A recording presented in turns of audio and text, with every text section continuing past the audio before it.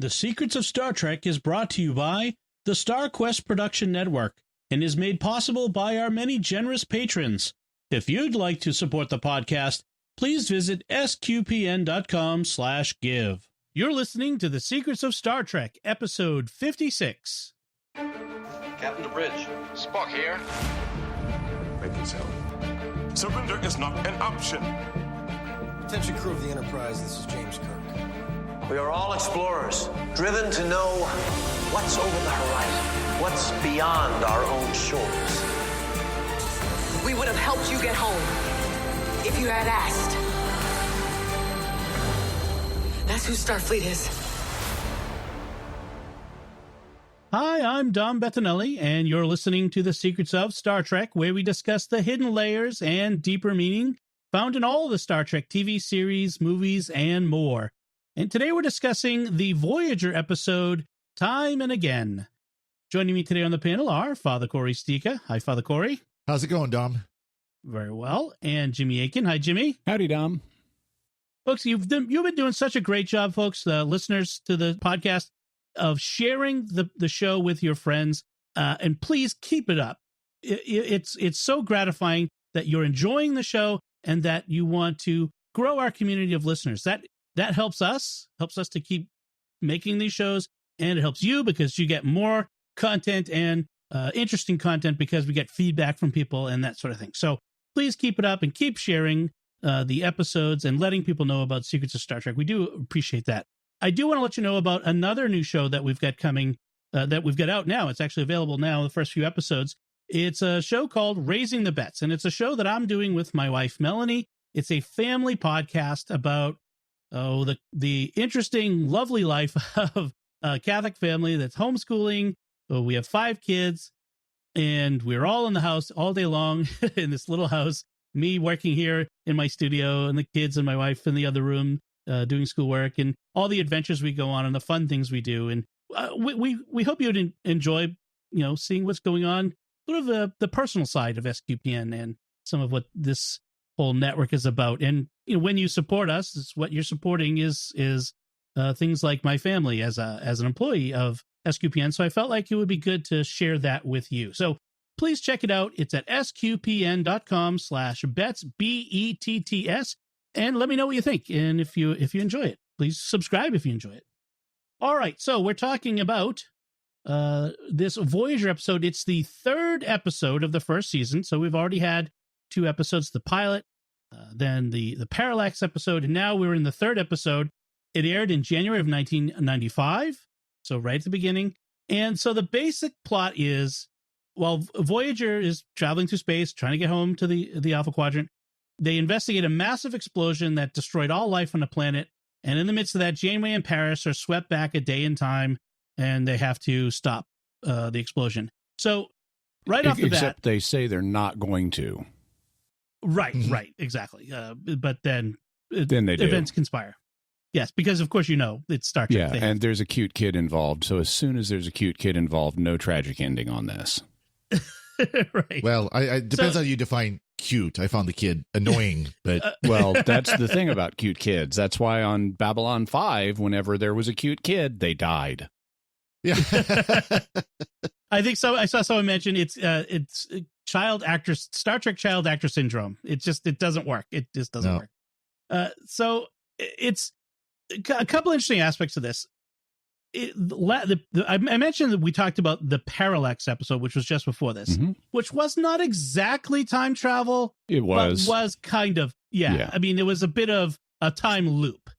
And then the very next episode is another time problem. And this is not Doctor Who. We don't travel through time every episode. And in neither one of these, is there anything distinctively about the Delta Quadrant relevant to the plot? These could have occurred in the Alpha Quadrant and the same episode. They could have occurred in a different Star Trek series. This is not the way to begin your epic quest home series with just stuff that could have happened anywhere. And they definitely set a pattern that is Voyager's notorious for, is a time travel episode where by the end of it, it never actually happened. Yeah. Yes. The time loop. The timeline is reset. Yeah.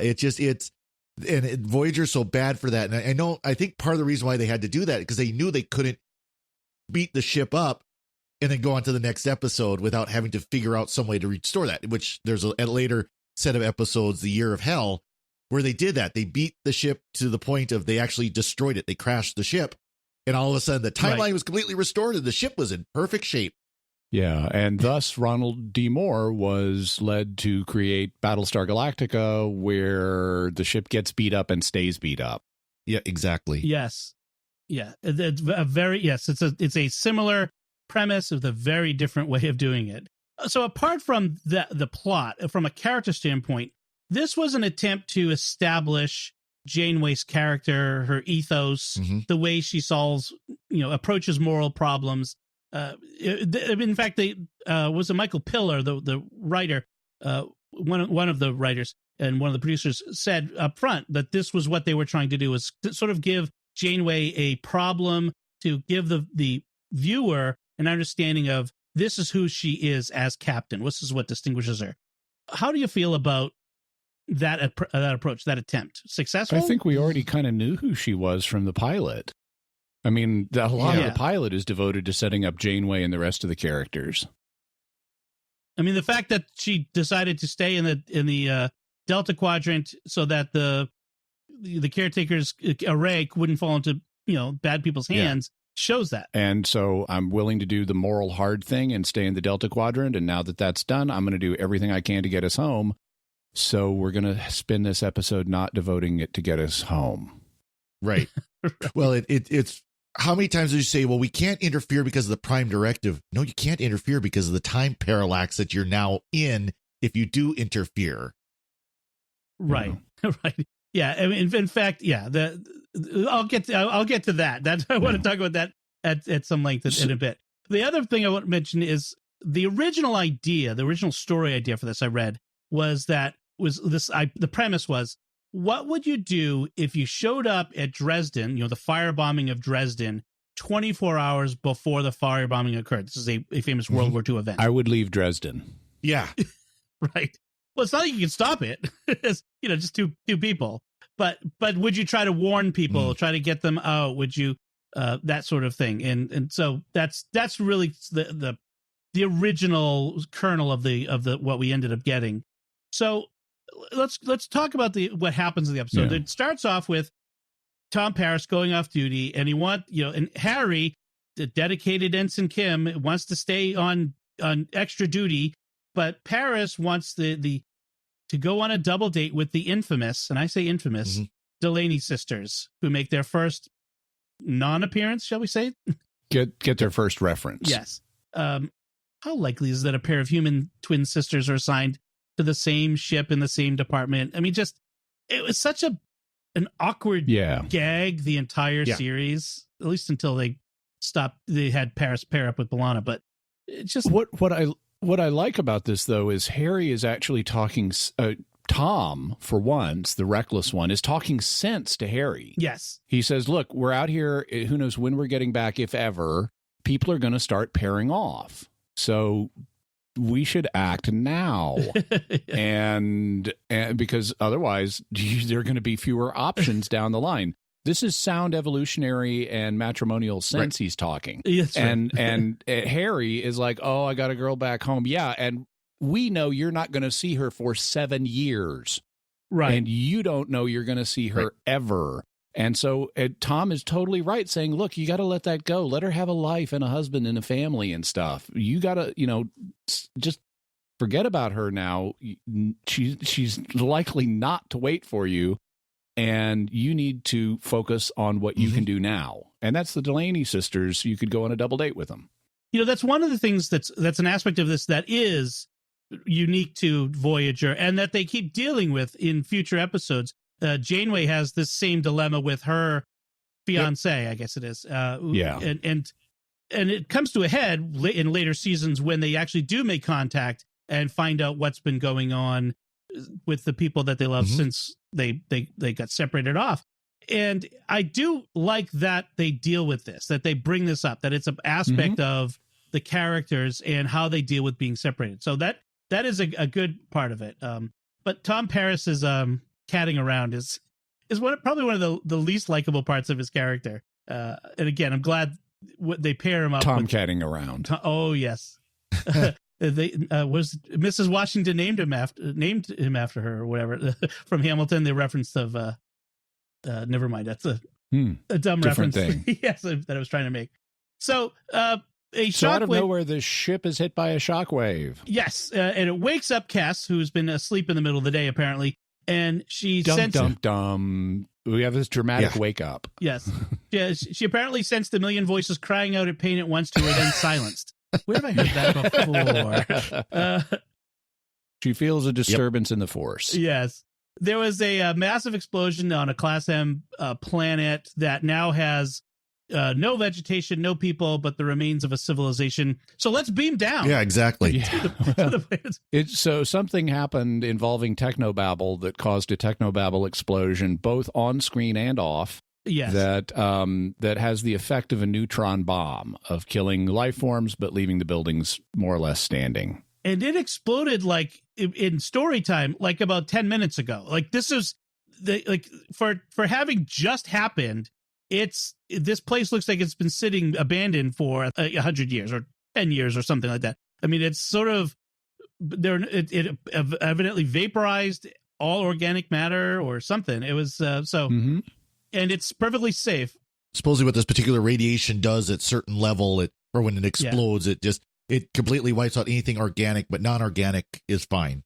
Yes. Yeah. So an explosion of a polaric ion device. And then they find out that the civilization was powered by polaric ion energy, which was just so silly to use something that could be used as a weapon of mass destruction to power your civilization. Here's your moral message about nuclear power. Exactly. Yeah. There's obvious nuclear message there. Yeah. I decided when I was taking my notes, I wasn't going to take a note on the exact nature of the technobabble they were throwing at us. It's just the technobabble explosion and the technobabble power source. Right. Okay. We'll honor that decision on your part. Yeah. So Tom Paris finds an amazing Delta Quadrant clock that has Arabic numerals on it.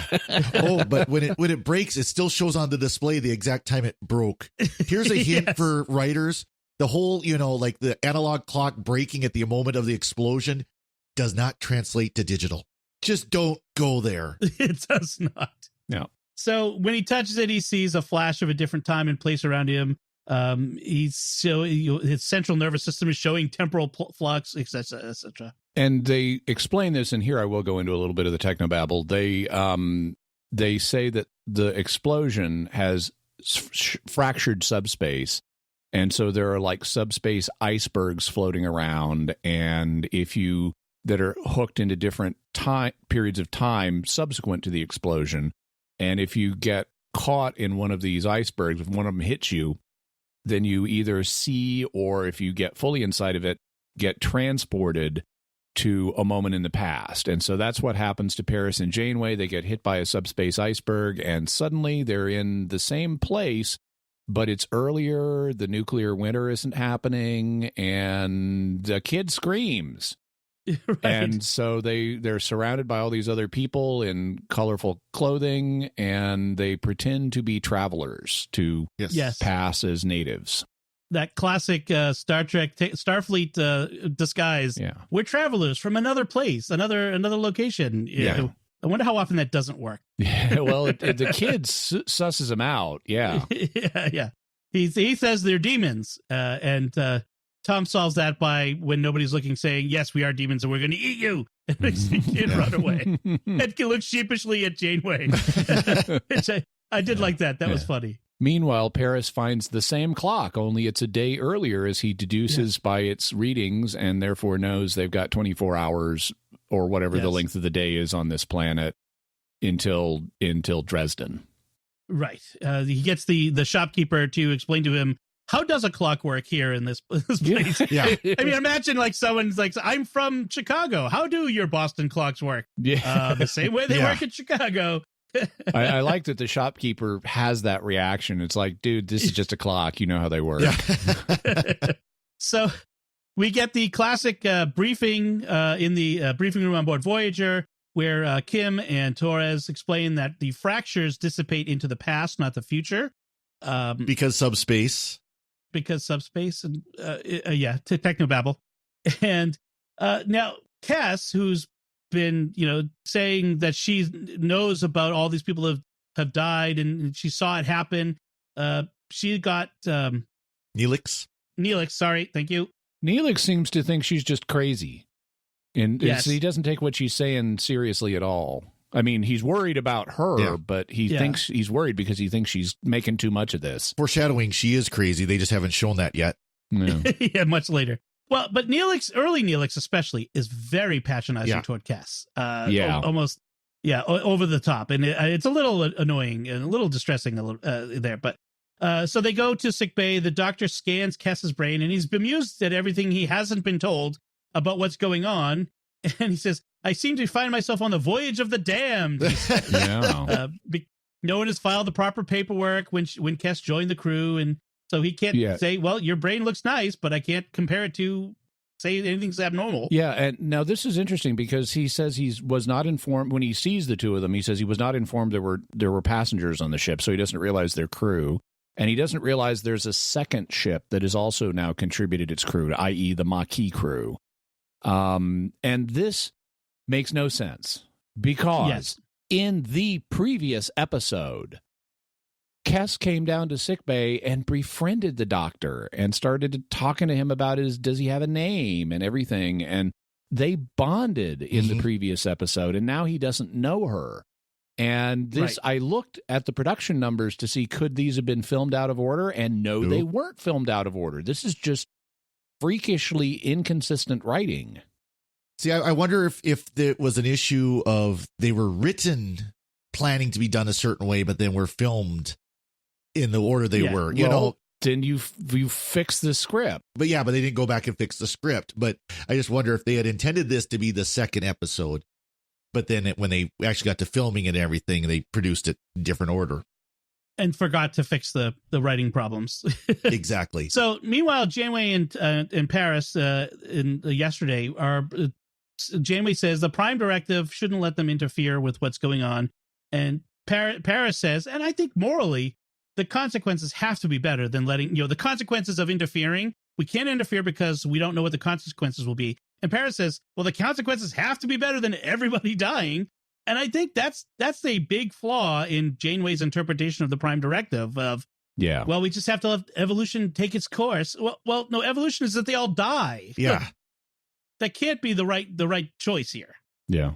By the way, just to go back to the fixing the script issue for just a second, something occurred to me. I was watching an interview with Bill Mumy, who played Lanier on Babylon 5, but he also had a role in an episode of Deep Space Nine where he played like a Starfleet engineer. And in the script, Siege of AR 455, yes. Right. And in the script, at a certain point, he had to say a very simple line. It was something like, I guess we're done. Or I guess that'll do it. And when he read the line on camera, he said, well, I guess that'll do it. And the script person comes up to him and is all stressed out. And it's like, are you adding a well? And he says, what's the big deal? And if you want to add a well, I have to run this past management. And he was just flabbergasted because he had never had that restrictive a level of line reading required of him before. Exactly. You can just add the word well. It doesn't change the meaning. It's just part of the delivery. But they were just hyper stressed about the thought of having to go up to management to get a script change because the actor is insisting on adding the word well. And so he just read the line the way it was written, but he was just stunned. And I was wondering, could that be part of why they didn't fix the script in this issue? Because if they were written out of order and then filmed in this sequence, the actors would have known, wait, you met me just last episode. There's a problem in the script here. And was everybody just too petrified because of the chilling writing management thing to run it up the flagpole and see if they could get this script rewritten? Because it would involve multiple lines of dialogue. You'd basically have to rewrite a whole scene. Were the actors and the director and the production crew just too scared of trying to get that change past management and said, let's just pretend that didn't happen? Right. Yeah, this would have been about contemporaneous within a year or two of that episode of Deep Space Nine. So That's entirely plausible that this would be the environment at the time. Meanwhile, Janeway and Paris are trying to get to the center of wherever the polaric energy is coming from, because they figure if they're going to find one of these fractures to get back through it using a subspace beacon, comm badge, etc., they're going to have to go to the polaric ion. The technobabble plant. Yeah. and they get caught up in an anti-nuke protest. Anti-technobabble protest. Meanwhile, there are demonstrations occurring outside the Los Angeles hydroelectric power plant. I was wondering where they filmed at. Yes, it's actually a fairly frequent Star Trek location that they use. Although I guess they have a Japanese garden. Yeah, there's like a botanical garden. So that they often have used, but not in this one. Now they want the front gate or the back gate for this. Well, I suppose it looks suitably industrial enough to fit the bill. Yes, and futuristic or alien future something. And Janeway gets clocked upside the head by a goon, which is a lot of fun to see her get taken out so quickly. Mm-hmm. And they run off with the protesters at the same time. So then the protesters kind of turn on them and think that Janeway and Paris have been sent to spy on them because they have really high technobabble readings in their body. Exactly. Yeah. And their stories don't check out. Surprise. Yeah, exactly. The flimsiest of covers. Meanwhile, back in the future, not Back to the Future, but back in the future, within the span of a couple hours, B'Elanna and Harry have built an ion generator that can cause a subspace rift, have modified tricorders to detect the rifts, and have created anti-technobabble rift generators that they can wear. That's just stuff that was right in the closet. I mean, they just went to the closet there in engineering, and it was all sitting there waiting for them. That's right. But there are plot driving limitations on the use of these things. They can only use them for like 30 seconds, and then you can't use it again in this area. You have to move to a new area. That's right. So we've got all of the appropriate plot drama in place for this, so that all the limitations. They can't just point the beam at the surface of the planet and then beam them out. Meanwhile, Cass is doing her imitation of first season Troy. I can sense people who are here. So she beams down to the planet with them, and she's sensing people all over the place. I see dead people. Oh wait, that's a different movie. And they find the subspace beacon signal from Janeway's badge, and it turns out it's Janeway and Paris's comm badges that have been confiscated by the anti-nuke folks and left behind when they were dragged off and thus destroyed in the explosion. So and through one of these rift thingies that they use with the device, Kes empathically makes contact with Janeway, and Janeway suddenly decides to blow her own cover and explains everything to the rebel leader. And later Paris calls her on that, and it's like, wait, you were the one ordering me not to tell anybody about this. And she says, well, she thinks now that they violated the Prime Directive just by being there, so they now need to violate it even more by telling people about it. And because the leader of the protest has revealed to them that by the presence of Janeway in Paris, they've had to move up their timetable to today. Right. Isn't that about like, saying, well, I've already broken and entered into this building, so since I'm already in trouble, I may as well just go ahead and steal money. Right. I mean, the Prime Directive seems very malleable here. I can understand, well, kind of, okay, we've already broken it accidentally. Now we need to try to repair what we did. Mm-hmm. And so there is a logic there. It does come across like what I've been told by a priest who spent a lot of time in Italy, what the common Italian attitude is towards if you accidentally eat meat on a Friday. It's like, I've accidentally eaten meat. I can now eat meat for the rest of the day. Yeah.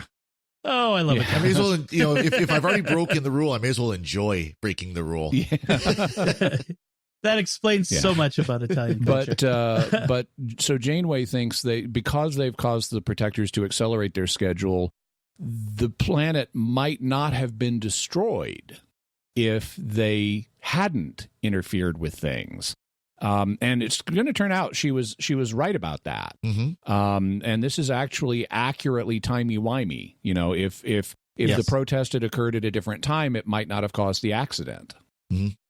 Right. Yes, and if they hadn't shown up, gotten caught, and pushed the timetable ahead to today instead of whatever, a week or whatever away, they maybe, again, might not have caused the accident. In fact, it's even more so, not just that the timetables were moved up, but by the very presence of them, we'll find out, is what causes the accident. I want to talk about this thing with that Kes is doing, where they open up they're trying to open up the rift in this fracture, and Kes is sensing Janeway, and Janeway senses Kes. Does this particular ability ever manifest itself again in Kes? I don't remember. I mean, she does have psychic powers that come out, but they seem to be inconsistent what they are. Right. I don't know if they use this particular one again. They tend to be plot driven. It doesn't seem like they made like a list of, well, she can do this, this, this, this, and this. You know, it's just whatever seemingly psychic, telekinetic, whatever. Let's do it. Right. So, and of course, we also have the convenient plot contrivances that just as Janeway and Paris and the terrorists leave this room, our friends from the future manage to get that rift open to get them out, and too late. Now they can't open the rift in the same place again, and now they don't know where to go. One thing I do like in this is the way Tuvok is being very logical about stuff, because they find evidence that Janeway's and Paris's comm badges were in the explosion. Mm-hmm. And they assume, oh no, that means they died. And Tuvok is like, no, that only means that their comm badges were there. And that's because they get separated from their comm badges. But I like how Tuvok is being very precise about that. It's like, don't give up hope yet. We don't know that. On the other hand, he also, because he knows Janeway so well, says, well, she'd never violate the Prime Directive, so she's not going to be, going somewhere to try to prevent the explosion at the power plant. And which turns out to be wrong because he has incomplete information. Yeah. But he's making a logical conclusion based on incomplete information. So they're heading back to the power plant, and the terrorists want to use Janeway and Paris to get them past the guards because they think they're with the government. Yeah. And they're willing to kill the boy that they've got in order to coerce Janeway and Paris into getting them access. And so Janeway goes up to the guard, knowing that they've got a gun, and this is a slug thrower. This is a gun with bullets. It's really refreshing when they have a gun battle on Star Trek to not have it just be laser beams and little bits of light flying around, but actual bullets. So they've got a gun pointed at this kid, and Janeway goes up to the guard and says, I'm a hostage, and these people are terrorists. And it's like, wow, she was willing to let that kid die. Mm-hmm. Yes. She's trying to prevent again, another moment to reveal something about Janeway's character. She's trying to prevent the disaster of the entire planet's destruction and is willing to risk her life and the kid's life to do it. Yeah. But we have the worst security guards ever. Yeah. So a firefight starts. A terrorist goes to shoot the boy, but Paris leaps in front of the bullet to protect the boy. And so Paris is shot, but not fatally. It's the classic leap, by the way, that the sideways flying leap that they always do in these shows. Where, yes, Janeway then gets the terrorists rush inside while Janeway's trying to help Tom, and then she chases after them, and then she gets the drop on them. And their original plan, it turns out, wouldn't have caused the explosion. They were just trying. They're not clear about what exactly they were going to do. But whatever it was they were going to do would have just... I think they were going to pour a milkshake on the reactor or something. Yeah. Would have shut things down, would have caused people to question the safety or something along those lines. Inject something that disrupt the flow of the particles or whatever, yeah. Right, but would not have caused an explosion. But Janeway's presence is almost what does it. So Kes senses the captain's presence inside the plant where they are, even though there's no subspace beacon. And so they start opening up this subspace rift, and the rift is about to intersect with the conduit or something that will make the technobabble explode. The rescue attempt itself by the Voyager crew, that's what caused the technobabble disaster. And so Janeway convinces the terrorist to give her phaser back. Right. Yep. Yeah. And then she shoots the phaser into the rift to shut it, while the Starfleet crew is on the other side, increasing the phase polarity, whatever, and back and forth, and explodes altogether, which doesn't destroy the conduit, but resets the timeline to when the explosion didn't occur. Yeah. So, and that's actually, okay. That's clever. Yep. Yes. So if we're willing to accept the whole resetting things, Kes has a memory on board that something was wrong with the planet, and so rushes to the bridge. We flash back to that first scene where Tom is for once talking sense into Harry again, only now the scene continues without the shockwave hitting the ship, and so Kes comes up to the bridge, and it's like, I am so Guinan, I remember something that didn't happen. Yeah. Yes, but is relieved to find out the planet is okay, and since the planet is a pre-warp civilization, not just pre-warp. I like to keep saying pre-warp. It's space flight, space travel. Yeah, they don't even have space flight, so they will not interfere. The Prime Directive it applies here. So my reaction, I'll give you my reaction. I'll ask for yours in a second. There are elements of this I liked. I enjoyed bits and pieces of this. Some of the character moments. I'm unhappy with this episode overall because, like we said, in the end, nothing happened. No one remembers anything apart from Kes's vague memory, but nothing really goes on here that has any consequence in the future, and that's my main problem. I kind of agree with you, and I think the biggest part is again, like I said at the beginning of our episode, this sets a pattern for Voyager. Discovery Voyager that gets, Dr. Freud, let me help you out. Met again and again and again and again and again. They keep going back to this all the time of the time travel episode that all of a sudden by the end of the episode nothing actually happened. Yep. Yeah. In square dancing, a series of choreographic moves that return you to exactly the spot you started is called a zero. And this episode is a big zero. We have choreography that moves the characters around and they end up right back where they started. Yep. Exactly. Right. Now, what I do like is more insight into Janeway. I like seeing Janeway's character play out, to see how she is as a captain, how she makes her decisions. I do like the Janeway Paris connection that's here, even though, again, it doesn't actually last because it never happened. But I do like seeing like Janeway and Paris are cut off from everyone else, and there's this interaction because she knows him in a way that other people don't through his father, the Admiral, and so there's some good, interesting character moments in that. So I do like those aspects of this. I liked aspects of it. I thought it was pretty paint by numbers. I thought that I don't know how well the character design for the alien planet worked. Because they, the costumes on the one hand, I kind of like them. They're colorful, but I don't know. That colorfulness, I think, in a way, undermines the realism and drama. It's a little too polished and shiny. It doesn't look like real life. And it feels artificial to me. And the same. Everybody was wearing the same thing. Basic clothes, yeah. Yeah. It's not like Babylon 5 where you have these richly textured alien costumes with many layers and everyone's not wearing the same thing. And it looked too like they got a bargain, like at the end of winter on the fall fabrics selection, the browns and the oranges and things like that. And they were all human. There weren't even like nose prosthetics. Nope. There's nothing. They were just all human beings, which again sort of undermines this. We're in the Delta Quadrant where everything is weird and bizarre and different, and look, a planet of humans. Yeah. Maybe we should investigate that. Well, and like the handguns look like pretty standard slide handguns. I mean, standard, handguns. Those were not dressed up guns. Those are the automatic weapons weren't over the counter, but they're basically off the shelf, not dressed up at all. One was I think a Walther, and they were standard guns. Yeah. So, we don't grade these episodes, but I'd give this a B- at best. Yeah, I would give it maybe a C+.